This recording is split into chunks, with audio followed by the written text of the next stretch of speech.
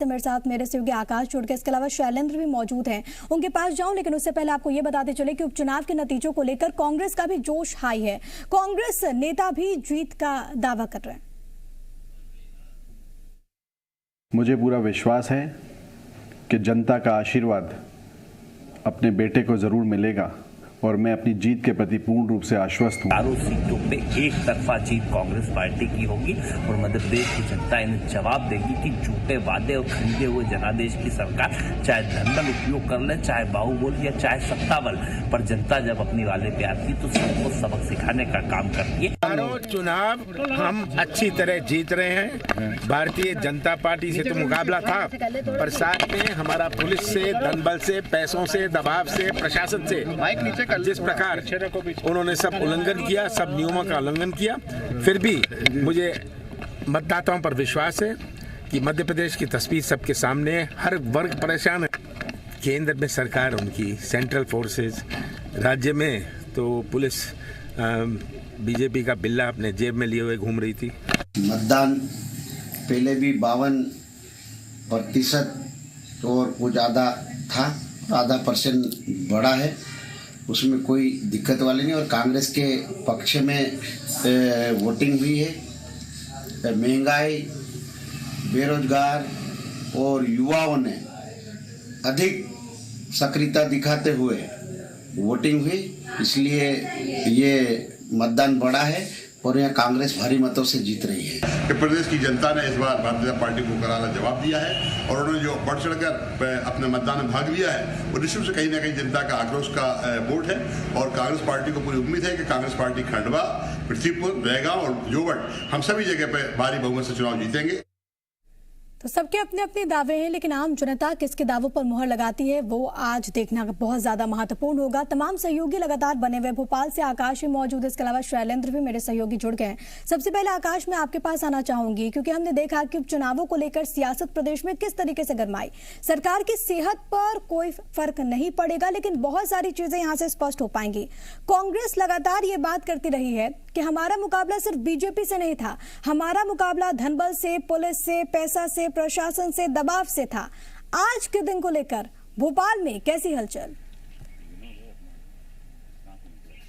देखिए, आज का दिन दोनों ही पार्टियों के लिए बहुत महत्वपूर्ण है। 4 सीटों के नतीजे आज आएंगे और इसी को लेकर दोनों ही पार्टियों ने पुख्ता इंतजाम किए हैं। जहां बीजेपी आज वॉर रूम से पूरी मतगणना पर नजर रखेगी, कहीं कोई खामियां ना आए, इसके लिए पूरी तैयारी की गई। इसके अलावा कांग्रेस भी नजर रखने वाली है, चूंकि पृथ्वीपुर में जिस तरह से घटनाएं मतदान के दिन सामने आई थी, जिस तरह की खबरें सामने आई थी, तो दोबारा मतगणना के दिन ऐसी कोई घटना ना हो, इसका विशेष ध्यान दोनों ही पार्टियां रख रही, क्योंकि अब पृथ्वीपुर सीट संवेदनशील सीट बन चुकी है और इसके अलावा खंडवा सबसे महत्वपूर्ण सीट है। इसके लिए भी दोनों ही पार्टियां एड़ी चोटी कदम पहले लगा चुकी हैं और अब ध्यान इसी बात पर रखा जाएगा कि मतगणना किस हिसाब से की जा रही है। क्या कोई इधर उधर की तरह से गड़बड़ी करने की कोशिश तो किसी पार्टी की ओर से नहीं की जा रही है। इन गतिविधियों पर दोनों ही पार्टियों की नजर रहने वाली है। हालांकि सुरक्षा के कड़े इंतजाम किए गए हैं। 9 से ज्यादा अर्ध पुलिस बल की सैनिकों की टुकड़ी तैनात की गई। इसके अलावा 1811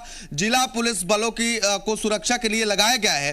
तो सुरक्षा के कड़े इंतजाम है। 340 मतगणना कर्मी मतगणना करेंगे, लेकिन पार्टियों को एक दूसरे पर विश्वास नहीं है, इसीलिए एक दूसरे पर नजर रखने की पूरी कोशिश की जा रही है। जहां बीजेपी कार्यालय में प्रदेश अध्यक्ष वी.डी. शर्मा, चुनाव प्रबंध समिति के संयोजक भूपेंद्र सिंह समेत तमाम पदाधिकारी वॉर रूम से निगरानी रखेंगे, तो वहीं कमलनाथ अपने बंगले पर मौजूद रहेंगे और कांग्रेस के जो तमाम पदाधिकारी हैं वो अपने कांग्रेस कार्यालय से पूरी घटना पर नजर रखने वाले हैं। हालांकि आज दोपहर तक बहुत कुछ स्थिति साफ हो जाएगी और रुझान सामने आने लगेंगे। तब तक बहुत दिलचस्प रहने वाला है आज का दिन। और वैसे भी मध्य प्रदेश में उपचुनाव बहुत ज्यादा दिलचस्प होता है आकाश। हमने देखा कि 28 सीटों पर उपचुनाव होते हैं तो सत्ता पलट जाती है। हालांकि अब स्थितियां वैसे नहीं हैं, लेकिन फिर भी ये जो उपचुनाव है साख का सवाल बना हुआ है।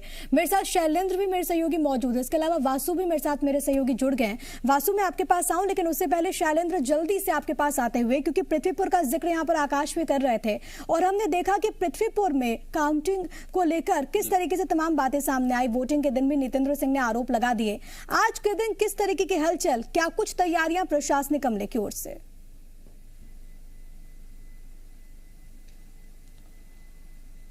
देखिए, प्रशासनिक अमले की तरफ से पूरी तैयारी कर ली गई है। 8 बजे से मतगणना शुरू हो जाएगी। अगर बताऊं कि 2 कमरों में 7-7 टेबल लगाई गई हैं और कुल 22 राउंड की काउंटिंग यहां की जाएगी और उम्मीद है कि 2 से 2:30 बजे तक स्थिति साफ हो जाएगी कि आखिर जनता ने किसके वादों पर मोहर लगाई है। हालांकि ये सीट जो है वो कांग्रेस की परंपरागत सीट है और यही कारण है कि बीजेपी इस पर खासा दमखम लगाती रही है और उनका ये जिस तरह से मुख्यमंत्री का भी ये कहना है कि इस बार ये सीट को जीतना है और यही कारण है कि कांग्रेस के प्रत्याशी नितिन सिंह ने लगातार बीजेपी पर आरोप लगाए। शुरू से ही वो मुखर रहे और कहा कि धनबल और बाहुबल का प्रयोग किया जा रहा है।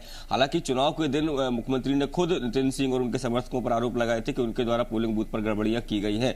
तो ये आरोप प्रत्यारोप का पूरे समय दौर रहा है, लेकिन चूंकि कांग्रेस की परंपरागत सीट है इसीलिए कांग्रेस इस सीट पर आश्वस्त नजर आ रही है और वो कह रहे हैं कि 40 साल से जिस तरीके से काम हुआ है इस सीट पर उसके बाद जनता उनको मोहर लगाएगी। और दूसरी तरफ जो बीजेपी के प्रत्याशी हैं वो कह रहे हैं कि 17 साल में इस अंचल का जो विकास किया उसके दम पर वो चुनाव जीतेंगे। आखिर अब किसकी किस्मत आज चमकेगी, किसका मंगल होगा, ये तो कम से कम 2 से 2:30 बजे तक का इंतजार करना होगा, उसके बाद ही क्लियर हो पाएगा। लेकिन चूंकि जिस तरीके से आकाश बताया ये सीट बेहद ही संवेदनशील और यही कारण सुरक्षा के माकूल प्रबंध किए गए हैं, क्योंकि ऐसा भी हो सकता है कि जब चुनाव नतीजे आए उसके बाद जब जुलूस निकले उसके बाद कुछ इलाकों में हिंसा जैसी कुछ बातें सामने आ सकती है। ठीक है, इसी को लेकर प्रशासनिक अमला पूरी तरीके से वहां पर अलर्ट है, अतिरिक्त बल की भी तैनाती की गई है। अब तमाम सहयोगी हमारे साथ बने रहिए। वासु, मैं आपके पास आऊंगी।